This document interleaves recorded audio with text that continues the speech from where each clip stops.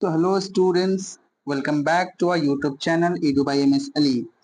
आज है हमारा लेक्चर नंबर 12 करंट इलेक्ट्रिसिटी का, दैट इज चैप्टर नंबर 6 का। इससे पहले हम लोगों ने दो तीन रूल डिस्कस कर लिए हैं, जैसे कि amperes swimming rule, right hand grip rule, जिसको राइट हैंड थंब रूल भी कहा जाता है। आज हमारा तीसरा रूल है जिसका नाम है Fleming's left hand rule.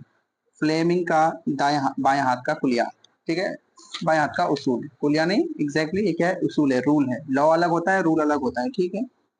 Law का मतलब होता है क्या, एक बड़े स्तर पे जो वैलिड रहता है, ठीक है, और रूल का मतलब होता है कि हम लोग उस रास्ते से जा रहे हैं, ठीक है। रूल्स रेगुलेशन जैसे होते हैं, लॉ अलग चीज होती है, रूल्स एंड रेगुलेशन इसके अंदर में आती है, ठीक है। तो फ्लेमिंग ने क्या बताया था कि थंब मतलब बाएं हाथ का, thumb, four finger and middle finger of left hand, यानी कि बाएं हाथ का अंगूठा, शहादत की उंगली और दरमियान वाली उंगली, इन तीनों उंगलियों को आप इस तरह से फैलाएं, इस तरह से रखें कि एक दूसरे के साथ 90 डिग्री का एंगल, यानी कि 90 डिग्री का एंगल, जिसको हम लोग उर्दू में जावे कायमा भी बोलते हैं, जावे कायमा बनाएं। तो ये तीनों उंगलियां जो जो डायरेक्शन देगी वो क्या क्या है वो देखो। आपका जो फोर फिंगर है, यानी कि जिसको उर्दू में शहादत की उंगली बोलते हैं, वो मैग्नेटिक फील्ड की डायरेक्शन को बताएगी। जो मिडिल फिंगर है आपकी, यानी जो दरमियानी उंगली है, वो इलेक्ट्रिक करंट की डायरेक्शन को बताएगी। और जो थंब है आपका, वो बताएगा कंडक्टर के मोशन को, या फिर जो फोर्स लगेगा उस कंडक्टर की वजह से, उस चीज को ये रिप्रेजेंट करेगा, यानी कि जाहिर करेगा। अगर आपको बात समझ नहीं आई है तो एक बार हम लोग इस चीज को डिस्कस कर लेते हैं। देखो, अगर पांचों उंगलियां बाएं हाथ की, देखो बाएं हाथ की पांचों उंगलियां ऐसे देखो, एक, दो, तीन, चार एंड पांच। ये अगर आपका बाएं हाथ हो गया, ठीक है, इसको हम लोग क्या बोलते हैं, थंब, यानी कि अंगूठा, ये आपका थंब हो गया। इसको क्या बोलते हैं, इसको बोलते हैं हम लोग फोर फिंगर, यानी कि शहादत की उंगली, उर्दू में इसको क्या बोलते हैं हम लोग, फोर फिंगर। और ये जो आपका फिंगर है इसको बोलते हैं क्या, मिडिल फिंगर, ठीक है, यानी कि उर्दू में इसको बोलते हैं क्या, दरमियानी उंगली, ठीक। तो इस तीनों उंगलियों को आप इस तरह से फैलाएं, इस तरह से फैलाएं, जैसे ये एक फिंगर हो गया, एक फिंगर ये हो गया आपका, और एक फिंगर ये हो गया आपका, ठीक है। ये हो गया आपका थंब, यानी कि अंगूठा। ये हो गया आपका फोर फिंगर, यानी कि शहादत की उंगली। और ये हो गया आपका क्या, मिडिल फिंगर, एम। आप इस तरह से फैलाएं कि ये तीनों आपस में 90 डिग्री का एंगल बनाएं। यहाँ पे ये देखो 90 डिग्री, इसके साथ मिडिल फिंगर और जो फोर फिंगर है उसके बीच में 90 डिग्री का एंगल बना है। फिर थंब और मिडिल फिंगर में 90 डिग्री, फिर थंब और फोर फिंगर में 90 डिग्री, ठीक है। देखो ये ऑफलाइन क्लास तो नहीं है, नहीं तो आपको इससे अच्छा अंडरस्टैंडिंग मिल जाता, ठीक है, क्योंकि यहाँ पे अभी मैं पीपीटी में पढ़ा रहा हूँ। उसके बाद डिजिटल बोर्ड तो है, लेकिन वो उतना बड़ा डिजिटल बोर्ड नहीं है, ठीक है, जहाँ पे मैं लाइव आ सकूँ वगैरह, ठीक है। यहाँ से आप लोग बिल्कुल समझने की कोशिश करिए, ठीक है, और मैं भी समझाने की बिल्कुल कोशिश करूंगा, ठीक है। तो आप लोग समझते रहिए। तो ये जो थंब, जो फोर फिंगर और मिडिल फिंगर, यानी उर्दू में अंगूठा बाएं हाथ का, ठीक है, दाएं हाथ का नहीं। फ्लेमिंग्स राइट हैंड रूल भी होता है, जो आपके सिलेबस में मेंशन नहीं है, ठीक है। एक फ्लेमिंग्स राइट हैंड रूल भी होता है और फ्लेमिंग्स लेफ्ट हैंड रूल। तो आपके सिलेबस में फ्लेमिंग्स का लेफ्ट हैंड रूल दिया हुआ है, ठीक है। तो इसी वजह से मैं फ्लेमिंग का लेफ्ट हैंड रूल ही डिस्कस कर रहा हूँ यहाँ पे इस लेक्चर में, ठीक। तो थंब, फोर फिंगर और मिडिल फिंगर, इन तीनों के बीच में एंगल कितना रखना है आपको, 90 डिग्री का। तो आपका जो फोर फिंगर है, यानी कि जो शहादत की उंगली है, ये मैग्नेटिक फील्ड का डायरेक्शन को बताएगा। मैग्नेटिक फील्ड को हम लोग किससे रिप्रेजेंट करते हैं, बी से, बी से रिप्रेजेंट करते हैं, बी, ठीक है। करंट को हम लोग सभी जानते हैं कि आई से किया जाता है रिप्रेजेंट, करंट आई।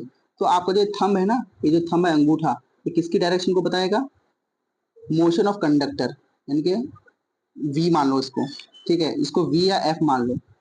कभी फोर्स बताता है और कभी वेलोसिटी ऑफ द कंडक्टर को बताता है। वेलोसिटी का मतलब क्या हुआ, मोशन ही तो हुआ ना, ठीक है, ये कंडक्टर की हरकत को बताएगा। तो फ्लेमिंग का जो लेफ्ट हैंड रूल है वो यही है कि आप बाएं हाथ के थंब, फोर फिंगर और मिडिल फिंगर को इस तरह से फैलाएं कि वो एक दूसरे के साथ 90 डिग्री का एंगल बनाए।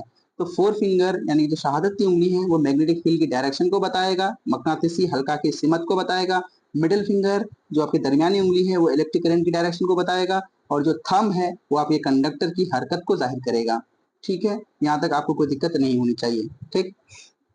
आप लोग इस चीज को एक बार देख भी सकते हैं डायग्रामेटिकली, ठीक है। आप गूगल में सर्च कर लीजिएगा फ्लेमिंग का लेफ्ट हैंड रूल, ठीक है। वहां पे आपको जो डायग्राम दिखेगा, आप उस डायग्राम के मुताबिक आप चीजों को समझने की कोशिश करिएगा, ठीक है। और समझ में आ गया होगा तो कोई बात नहीं, ठीक। चलो इसको एक बार इरेज कर लेते हैं, इरेज। बार्लो का जो बार्लो व्हील है, ठीक है। क्वेश्चन में एक एमसीक्यू टाइप का क्वेश्चन में पूछ लेगा कि बार्लो व्हील किसके सिद्धांत पे काम करता है, किसके प्रिंसिपल पे काम करता है, किसके उसूल पे काम करता है। तो आपका बताना है क्या, फ्लेमिंग के बाएं हाथ के उसूल पर, ठीक। क्वेश्चन पूछ लेगा कि Barlow's wheel work on which principle, तो आपको बताना है कि ये फ्लेमिंग लेफ्ट हैंड रूल के ऊपर काम करता है, ठीक है। इस स्लाइड में इतना ही था। तो आई होप कि आपको फ्लेमिंग का लेफ्ट हैंड रूल समझ में आ गया होगा, ठीक है। अब इसका एप्लीकेशन बहुत है, ठीक है। 12th लेवल में आईएससी में इसका भर भर के क्वेश्चंस आता है इससे, ठीक है, कि इसका डायरेक्शन कहाँ से कैसे क्या होता है। अभी आप लोगों के सिलेबस में उतना नहीं है, बस इतना है कि फ्लेमिंग लेफ्ट हैंड रूल होता क्या है वो आपको बताना था, तो मैंने वो चीज डिस्कस कर लिया यहाँ पे, ठीक। चलो फिर नेक्स्ट स्लाइड में मूव करते हैं। नेक्स्ट स्लाइड में क्या दिया हुआ है मेरा, नेक्स्ट स्लाइड में मेरा क्या है, इलेक्ट्रिक मोटर। इलेक्ट्रिक मोटर किस क्या होता है, ठीक है। आप लोगों ने देखा भी होगा, घरों में यूज भी होता है इसका। तो इलेक्ट्रिक मोटर एक इलेक्ट्रिकल डिवाइस है, एक ऐसा आला है जो, एक ऐसा मशीन है जो इलेक्ट्रिकल एनर्जी को मैकेनिकल एनर्जी में तब्दील कर देती है या चेंज कर देती है, कन्वर्ट कर देती है।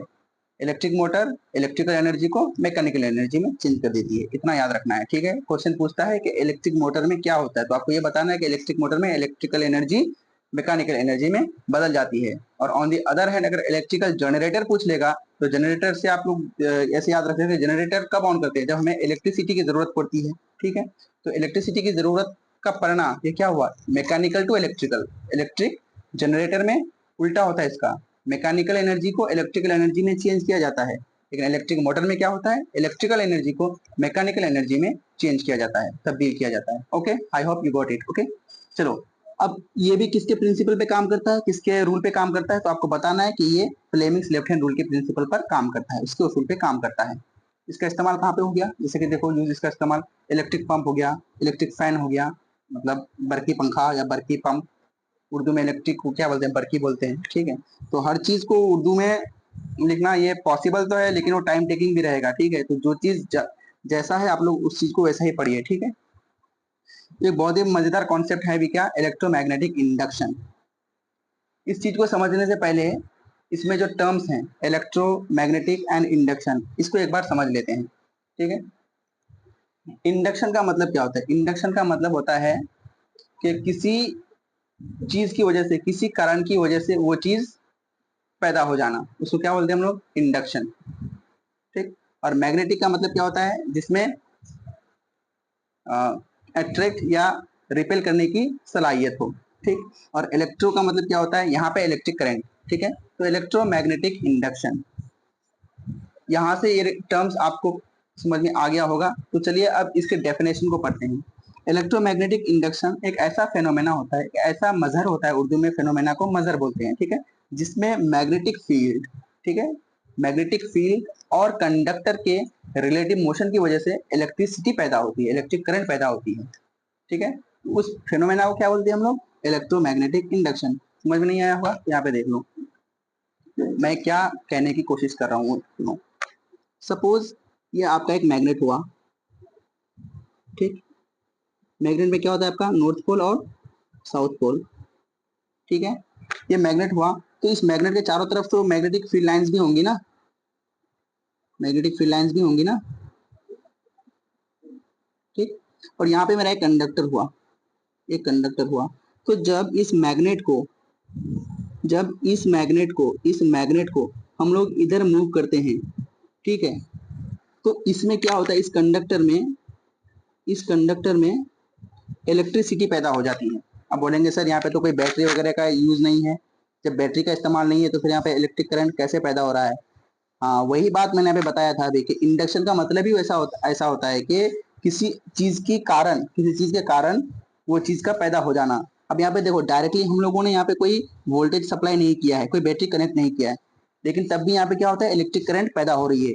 इसका मेन जो कारण है, जो मेन रीजन है वो यही है, क्यों, क्योंकि मैग्नेटिक फील्ड लाइंस जो है वो चेंज हो रही है, बढ़ रही है, घट रही है। अब ये जो मेरा मैग्नेट है नॉर्थ साउथ वाला, ये वाला मैग्नेट, ये जब इधर मूव करेगा, ठीक है, तो इसके लाइंस क्या होंगे, इसके लाइंस तो ऐसे इधर हो जाएंगे ना, ऐसे ऐसे ऐसे होंगे ना, ठीक है। तो इसको क्या बोलते हैं, मैग्नेटिक फ्लक्स। जब मैग्नेटिक फ्लक्स चेंज होता है तो इस कंडक्टर में, ये जो कंडक्टर दिया हुआ है मेरा, ये कंडक्टर, इस कंडक्टर में पैदा हो जाएगा इलेक्ट्रिसिटी। तो जब ये इलेक्ट्रिसिटी पैदा हुआ, इस इलेक्ट्रिसिटी को क्या बोलेंगे हम लोग, इंड्यूस्ड करंट। इंड्यूस्ड करंट मतलब पैदाशुदा करंट। वो क्यों हो रहा है, क्योंकि मैग्नेट और कंडक्टर के बीच में एक मोशन हो रहा है, एक रिलेटिव मोशन हो रहा है। अब रिलेटिव मोशन को अगर समझना है, ठीक है, मुझे नहीं पता कि आप लोगों को 9th क्लास में रिलेटिव मोशन का कॉन्सेप्ट पढ़ाया गया था कि नहीं। अगर नहीं पढ़ाया गया है तो एक बार ओवरव्यू कर लेते हैं रिलेटिव मोशन को। रिलेटिव मोशन क्या होता है, देखो इसको पहले एक बार इरेज कर देते हैं। रिलेटिव मोशन का मतलब ये होता है कि अगर यहाँ पे कोई एक अगर ऑब्जेक्ट है, मान लो एक ऐसा कोई एक ऑब्जेक्ट है, ठीक, चीज, तो एक बॉडी है यहाँ पे, ठीक है, और एक दूसरा बॉडी यहाँ पे है, दूसरा बॉडी यहाँ पे है, ठीक है। ये चीज मान लो फिक्स है, ये चीज यहाँ पे फिक्स है, यहाँ पे हिल नहीं रही है वो, ठीक है। हो सॉरी सॉरी सॉरी,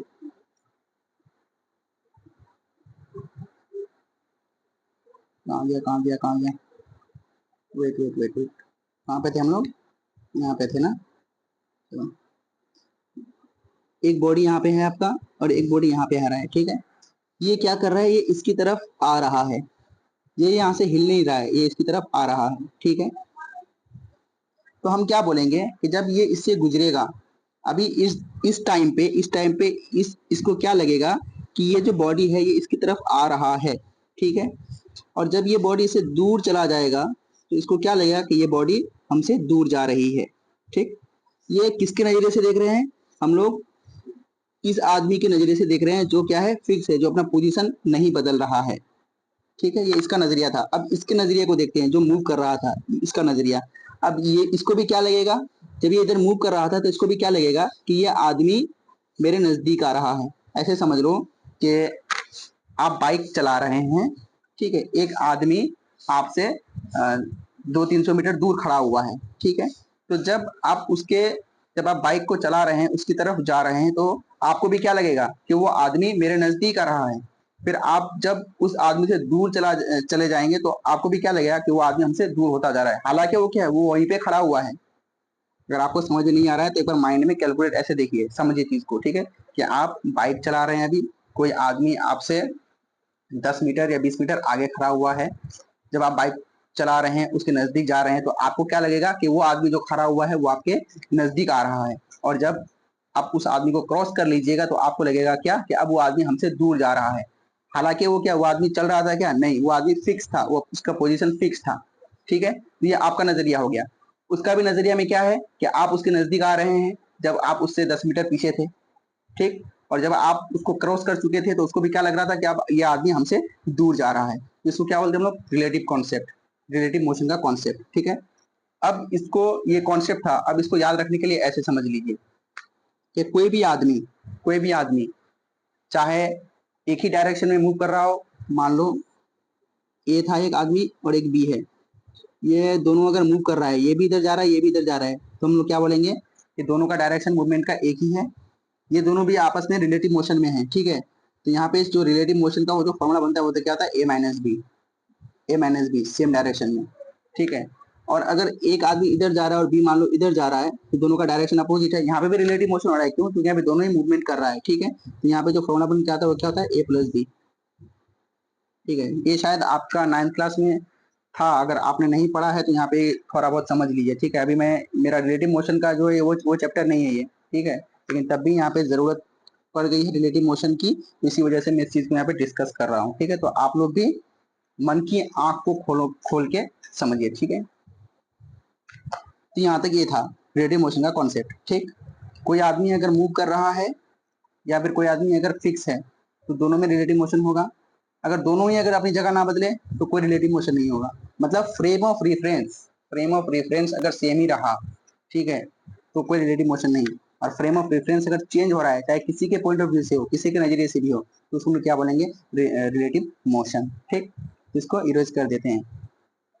तो क्या था इलेक्ट्रोमैग्नेटिक इंडक्शन में कि जब मैग्नेट और कंडक्टर के बीच में मोशन होता है, रिलेटिव मोशन होता है, तो उससे कंडक्टर में इलेक्ट्रिक करंट पैदा हो जाती है। इसी मेथड को इलेक्ट्रोमैग्नेटिक इंडक्शन कहते हैं। बहुत ही इंपॉर्टेंट स्टेटमेंट है, आप लोग इस चीज को याद कर लीजिए, इस स्टेटमेंट को याद कर लीजिए। और नोटबुक में नोट कर लीजिए, ठीक है। इससे पैदाशुदा करंट, यानी कि इससे जो करंट पैदा हुआ उस करंट को बोलते हैं इंड्यूस्ड करंट। और जो ईएमएफ पैदा होगा, अब करंट को बहने के लिए क्या लगता है, ईएमएफ हमने पढ़ा है पिछले लेक्चर्स में। तो ये जो पैदाशुदा ईएमएफ हुआ, जो पैदा हुआ ईएमएफ, इसको क्या बोलते हैं हम लोग, इंड्यूस्ड ईएमएफ। आई बात समझ में? इसी वजह से यहाँ पे एक पॉइंट लिखा हुआ है कि इस करंट को इंड्यूस्ड करंट और पैदा होने वाली ईएमएफ को इंड्यूस्ड ईएमएफ कहा जाता है। आई होप यहाँ तक आपको कोई दिक्कत नहीं होगी, ठीक है। फिर चलिए नेक्स्ट स्लाइड में मूव करते हैं। नेक्स्ट स्लाइड में मेरा क्या है, मैग्नेटिक फ्लक्स। अब मैग्नेटिक फ्लक्स क्या होता है, देखो, जैसे कि हम लोगों ने डिस्कस किया कि अगर एक मैग्नेट है, उस मैग्नेट में मैग्नेटिक फील्ड होगा उसके चारों तरफ, जो मैग्नेटिक फील्ड है, मैग्नेटिक फील्ड लाइंस है। ऐसे देखो, अभी ये एक आपका मैग्नेट हुआ, ठीक है। इसको बोल लेते हैं हम लोग क्या, नॉर्थ पोल, और इसको बोल देते हैं साउथ पोल, ठीक।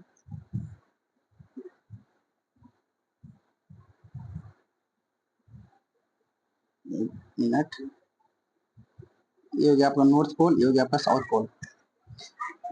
एक चीज मैं पॉइंट आउट करना भूल गया था, वो ये कि क्वेश्चन में अगर पूछ दे कभी कि एक मैग्नेट है, एक मकनातीस है, उसमें मैग्नेटिक फील्ड लाइंस का डायरेक्शन किधर से किधर होता है, तो आपको बताना है क्या, नॉर्थ से साउथ की तरफ, नॉर्थ से साउथ की तरफ ऐसे होता है, ठीक है। मैग्नेटिक फील्ड लाइंस का डायरेक्शन, ये क्या हुआ, ये बाहर की तरफ हुआ, अंदर में क्या होता है, साउथ टू नॉर्थ, ठीक, ऐसे। तो कभी कभी ये क्वेश्चन पूछ देता है, ठीक है, कि बताओ एक मैग्नेट में मैग्नेटिक फील्ड लाइंस का जो डायरेक्शन होता है वो कहाँ से कहाँ की तरफ होता है, तो आपको बताना है क्या, नॉर्थ पोल से साउथ पोल की तरफ, ठीक। अब यहाँ से देखो, अब ये नॉर्थ पोल से ही तो रिलीज होगा, ये मैग्नेटिक फील्ड लाइंस का डायरेक्शन इधर होगा ऐसे, ठीक है। अब यहाँ पे एक वैसा सरफेस है, यहाँ पे कोई एक ऐसा सरफेस है।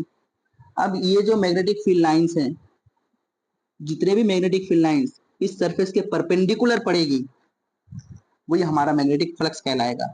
अब मान लो कोई एक मैग्नेटिक फील्ड लाइंस ऐसे पड़ रही है, तो नहीं, वो नहीं काउंट किया जाएगा, जो इसके परपेंडिकुलर होगा उसी को काउंट किया जाएगा। मान लो 3 लाइंस में ऐसे परपेंडिकुलर पड़ रहा है, मेरा मैग्नेटिक फ्लक्स कितना हो जाएगा, 3 वेबर। मैग्नेटिक फ्लक्स का यूनिट क्या होता है, वेबर, और ये एक स्केलर क्वांटिटी होती है, ठीक है। तो आई होप कि यहाँ तक भी आपको समझ में आ गया होगा तो मैग्नेटिक फ्लक्स किसको बोलते हैं। तो मैग्नेटिक फ्लक्स का डेफिनेशन क्या होता है कि किसी सतह से परपेंडिकुलर गुजरने वाली मैग्नेटिक लाइंस को मैग्नेटिक फ्लक्स कहते हैं, ठीक है। परपेंडिकुलर होना चाहिए, ऐसा नहीं कि कोई भी लाइन है, जो परपेंडिकुलर लाइन होगा उस सतह पे।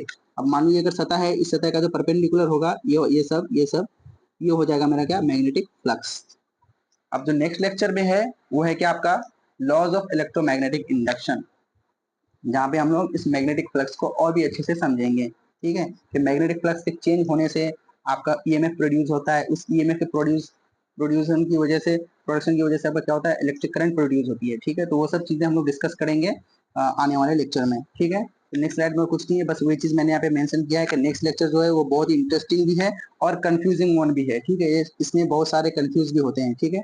टॉपिक का नाम क्या है मेरा, लॉज ऑफ इलेक्ट्रोमैग्नेटिक इंडक्शन, ठीक है। लेक्चर को अटेंड करने के लिए शुक्रिया, share it with your friends, तब तक के लिए बाय।